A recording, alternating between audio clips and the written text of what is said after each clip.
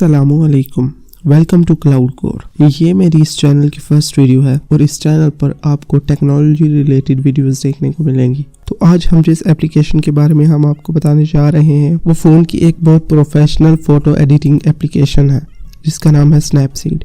ये आपको एंड्रॉयड और iOS दोनों में देखने को मिल जाएगी। आपने सिंपली इसको डाउनलोड करना है और डाउनलोड करने के बाद जस्ट इसको ओपन कर लेना है। ओपन करने के बाद आपको एक बहुत सिंपल सा इंटरफेस देखने को मिलेगा। आपने जस्ट प्लस के आइकन पे टैप करना है और जो भी आपने फोटो एडिट करनी है उसको सिलेक्ट कर लेना है। फोटो सिलेक्ट करने के बाद आपके पास प्री एडिटेड फिल्टर्स आपको देखने को मिल जाएंगे, जो अगर आपको इनमें से कुछ भी पसंद हो तो वो आप चूज कर सकते हैं। लेकिन हमने इसकी प्रॉपर स्क्रैच से एडिटिंग करनी है, तो आप मोबाइल फोन से कैप्चर की गई एक बोरिंग और फेडेड इमेज को एक प्रोफेशनल वे में कैसे एडिट कर सकते हैं वो हम आपको बताएंगे। तो आपको फिल्टर्स के बाद जो सेकंड ऑप्शन मिलता है वो है टूल्स का। इसमें बहुत से टूल्स दिए गए हैं जो बहुत ही प्रोफेशनल वे में आपकी पिक्चर को एडिट करने में आपको मदद कर सकते हैं। तो सबसे पहले हम फोटो की बेसिक कलर करेक्शन करेंगे, तो उसके बाद हम कुछ प्रोफेशनल टूल्स यूज करेंगे, जिसके बाद आपकी पिक्चर बिफोर और आफ्टर आपको वाज़ेह फर्क नजर आएगा। सबसे पहले हम बेसिक करेक्शन के लिए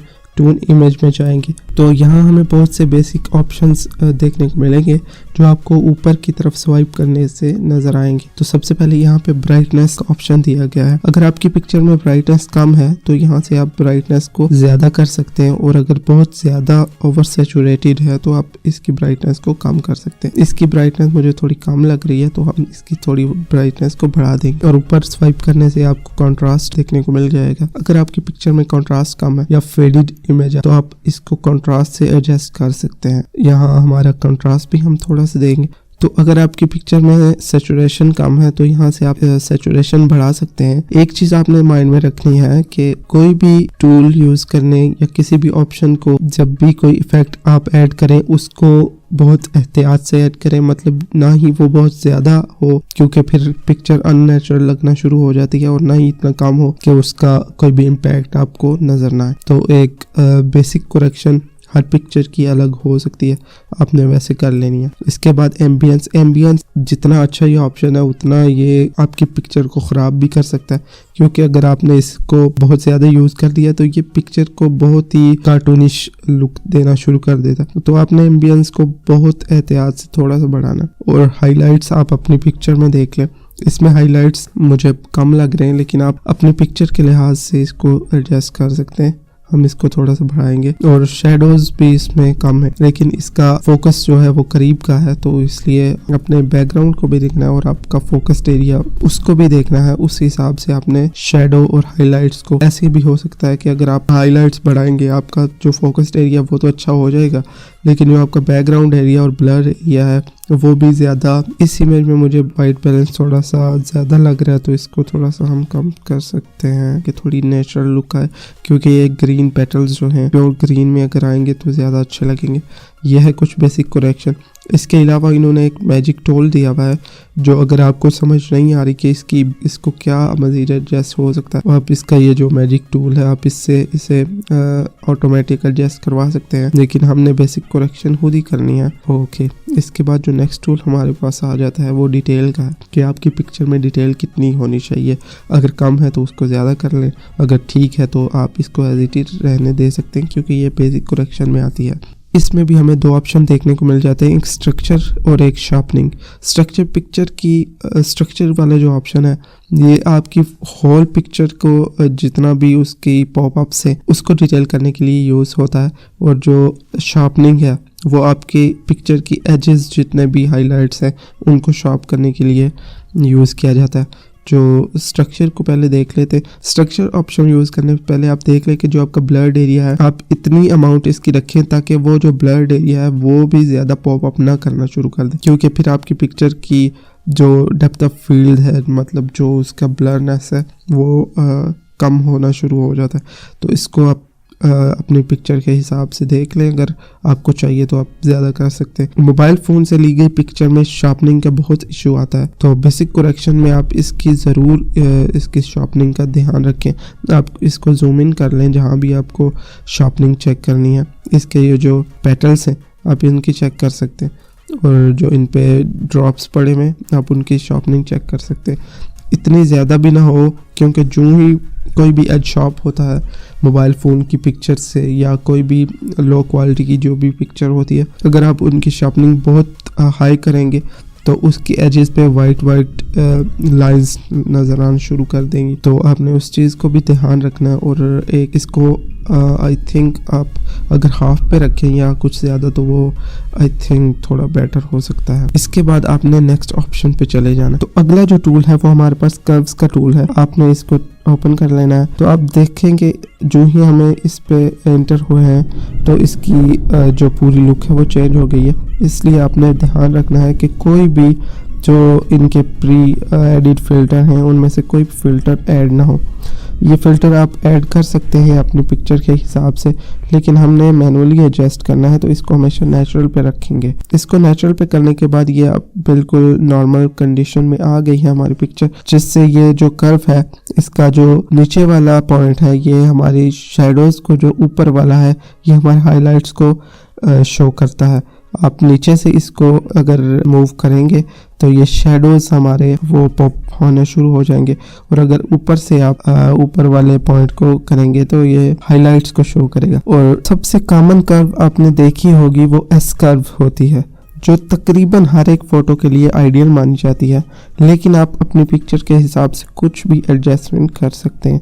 यहाँ आप हम अगर एक पॉइंट ऐड करें और एक पॉइंट यहाँ, तो ये बहुत एक आइडियल सी हमारी सिचुएशन बन जाती है। लेकिन इसको आपने अपनी पिक्चर के हिसाब से इसको मूव कराना है। और जब ये एस कर्व रियल टाइम में ये हमें मिड टोन्स की एडजस्टमेंट के लिए यूज़ होती है, क्योंकि जो टॉप वाला हमारा पॉइंट है वो हाइलाइट्स को, और जो बॉटम वाला है वो हमारे शेडोज़ को शो कर रहा होता है। और जब हम इसके मिडल में जाते हैं तो ये हमारी मिड टोन को एडजस्ट करने में हमारी हेल्प करता है। यहाँ से आप अपनी बेसिक सेटिंग कर सकते हैं। ये जो अभी वाइट कर्व है ये मास्टर कर्व है, मतलब ये तमाम कलर्स को एडजस्ट कर रही होती है। आपने अगर किसी स्पेसिफिक कलर के कर्व को एडजस्ट करना है तो आप इस फर्स्ट वाले ऑप्शन में जाएंगे। यहाँ से रेड, ग्रीन, ब्लू और लुमिनेंस को एडजस्ट कर सकते हैं। ये जो वाइट कर्व है ये RGB तीनों कलर्स को एक साथ एडजस्ट कर रही होती है। हमने अगर सिर्फ ग्रीन कलर की हाइलाइट्स और शेडोज़ को एडजस्ट करना है तो हम ग्रीन कलर को सिलेक्ट कर लेंगे और फिर उसकी हाईलाइट और सैचुरेशन को एडजस्ट करेंगे। आप देख सकते हैं कि ग्रीन कलर की कर्व को एडजस्ट करने से हमारा स्काई का कलर भी चेंज हो रहा है, क्योंकि स्काई के कलर में भी कुछ ग्रीन टोन्स हमें देखने को मिलते हैं। तो ज़्यादातर यही अच्छा रहता है कि आप RGB मतलब जो होल कलर्स की कर्व है उसको एडजस्ट करें। उसमें जो भी स्पेसिफिक कलर हैं वो ज़्यादा पॉपअप नहीं होते। जो RGB है वो ओवरऑल पिक्चर के कलर को एडजस्ट कर रहा होता है। तो ये सेटिंग करने के बाद अगर आप इस सेटिंग के अलावा कोई और फिल्टर अगर आपकी पिक्चर पे एडजस्ट हो रहा हो तो आप वो भी यूज़ कर सकते हैं। ये जो फिल्टर्स हैं ये भी असल में कर्व्स की ही प्री एडिटेड फॉर्म होती है। इसमें उन्होंने पहले से जो RGB के कम्बिनेशन बनाया होता है उसको एडजस्ट किया हुआ होता है। अगर इनमें से आपकी पिक्चर पे कोई ज़्यादा अच्छा लग रहा हो तो आप इनमें से सिलेक्ट कर सकते हैं। ये प्री एडिटेड कर्व बनी होती है, लेकिन इसमें आपने ध्यान रखना होता है कि आपकी पिक्चर का कोई एक सेक्टर नहीं बल्कि ओवरऑल पिक्चर उसमें ठीक दिखना चाहिए। इसमें हम ये MO2 फिल्टर को यूज़ कर लेते हैं। ये यूज़ करने के बाद अब हम वाइट बैलेंस हमने पहले ही टोन इमेज में एडजस्ट कर लिया था। इसके अलावा अगर आप अपनी पिक्चर से कोई एरिया रिमूव करना चाहते हो तो आप इसे क्रॉप भी कर सकते हैं, क्योंकि हमारी पिक्चर बिल्कुल ओके है तो हम इसको क्रॉप नहीं करेंगे। अगर आपने पिक्चर को रोटेट करना हो आप इसको रोटेट कर सकते हैं। इसको एक्सपैंड करना चाहें, कोई भी ऐसी पिक्चर हो जिसको एक्सपैंड करना चाहे तो वो AI के थ्रू आपकी पिक्चर को जो भी जितना आप एक्सपैंड करेंगे वो उसको फील अवेयर कर देगा। तो अभी जस्ट हमने अपनी पिक्चर को एक प्रोफेशनल लुक देना है तो उसके लिए हमें इन चीज़ों की ज़रूरत नहीं पड़ेगी। तो इसके बाद जो ऑप्शन है जो किसी भी पिक्चर को प्रोफेशनली एडिट करने के लिए यूज किया जाता है वो है सिलेक्टिव का। तो इसमें आप किसी भी जगह को मार्क कर सकते हैं। तो इसमें आप किसी भी जगह एक पॉइंट ऐड कर सकते हैं और उसकी सराउंडिंग और उस स्पेसिफिक कलर की ब्राइटनेस, कंट्रास्ट, ये आपको स्वाइप अप एंड डाउन करने से ये आपको इनकी वैल्यूज नजर आएंगी। किसी भी स्पेसिफिक एरियाज की आप अगर ब्राइटनेस, कंट्रास्ट, सैचुरेशन को एडजस्ट करना चाहे तो कर सकते हैं। इसको अगर आप अपनी डबल फिंगर से एक्सपेंड और स्क्वीज करेंगे तो ये जो जो रेड एरिया आपको सिलेक्टेड नजर आता है ये उस पे मार्क करेगा। सिर्फ उतनी जगह पे ये जो भी इफेक्ट आप इसको देंगे, जो भी वैल्यू चयन करेंगे वो जस्ट उस एरिया में सिलेक्ट होगी। फॉर एग्जाम्पल हम अभी इस स्क्रीन पेटल पे हैं, तो हम इसकी अगर ब्राइटनेस को बढ़ाएंगे तो आप फील करेंगे कि पूरी इमेज की ब्राइटनेस में बढ़ रही। ये जो जस्ट सेलेक्टेड एरिया जो रेड कलर का हमें मार्क नजर आ रहा है, ये जस्ट इस एरिया की ब्राइटनेस पे इसको इफेक्ट करेगा। ये अब हम ब्राइटनेस डाउन करें तो ये जस्ट इस एरिया की, आप स्काई को देखें, स्काई की ब्राइटनेस सेम ही रहेगी। इस एरिया का अगर हमने कंट्रास्ट चेंज करना हो तो हम इस स्पेसिफिक एरिया का कंट्रास्ट भी चेंज कर सकते हैं। और सैचुरेशन अगर हमें ज़्यादा लग रही है तो इसको हम कम कर सकते हैं, अगर कम है तो इसको ज़्यादा कर सकते हैं। इसके बाद आप डिफरेंट जगह पे डिफरेंट पॉइंट्स और उनकी वैल्यूज़ अपने हिसाब से एडजस्ट कर सकते हैं। मैं स्काई पे एक और पॉइंट ऐड करना चाहता हूँ, तो हमने स्काई पे एक और पॉइंट ऐड किया और इसकी अगर ब्राइटनेस ज़्यादा है तो इसको थोड़ी कम कर लें।